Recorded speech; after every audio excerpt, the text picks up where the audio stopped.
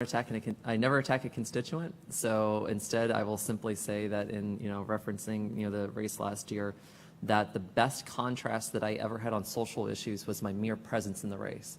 I focused my campaign on traffic, jobs, and schools, on fixing Route 28, bringing high-paying jobs to Innovation Park, filling the office vacancies along Manassas Drive and Manassas Park, raising teacher pay so it's not the lowest in Northern Virginia, and expanding Medicaid to 3,700 of my uninsured constituents.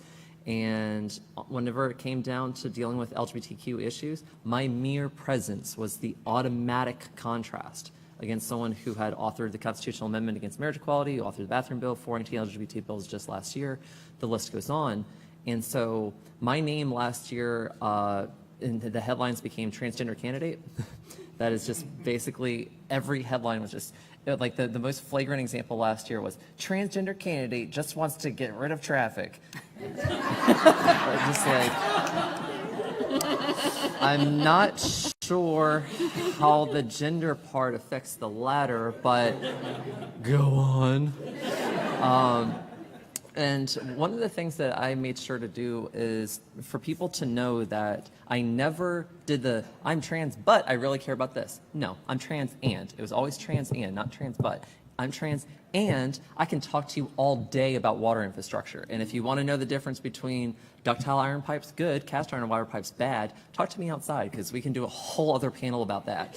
And I want to say yeah, I'm trans and I know a lot about transportation policy. I'm trans and I also care a lot about civil rights. I also care a lot about equality. I also care a lot about menstrual equity. And that's why I worked with these fine women to get that bill passed this year.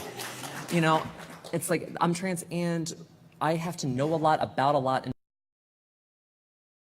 a lot to be able to do my job as a delegate, so that the skill set I developed as a reporter, that was my chief qualification for office. Lifelong resident of my district who also covered the public policy issues of my district. I knew exactly what I needed to do to campaign, and that thing to do to campaign and do it effectively is to listen to the people of the 13th district and work their ideas into my policy platform. And now that I'm in office, my entire legislative agenda this year came from one of two categories: constituent service, as in the people who asked me to put in these bills. Well, I put in the bills for them. And government accountability, because when I told the people of the 13th district last year that I would bring a reporter's eye to Richmond, well, I have. And that goes for my SHIELD law to protect credentialed reporters from facing jail time for protecting a source. And we're going to be working real hard to get that thing passed next year, along with 2 bills dealing with FOIA, another that would have created a publicly searchable cold case database so the public can help police solve murders across the state. I think that when you are a trans person or an LGBTQ person in general running for office, the narrative on a national level or a statewide level is always going to be about your identity. You don't run away from that, but it's part of your story. It is not the entirety of your story. And when it comes to dealing with constituent service issues, you represent LGBTQ people too, and they have their needs that you need to take care of just like anyone else. LGBTQ healthcare is healthcare. It is not a, it is mandatory. We are following our doctor's orders. It is not optional.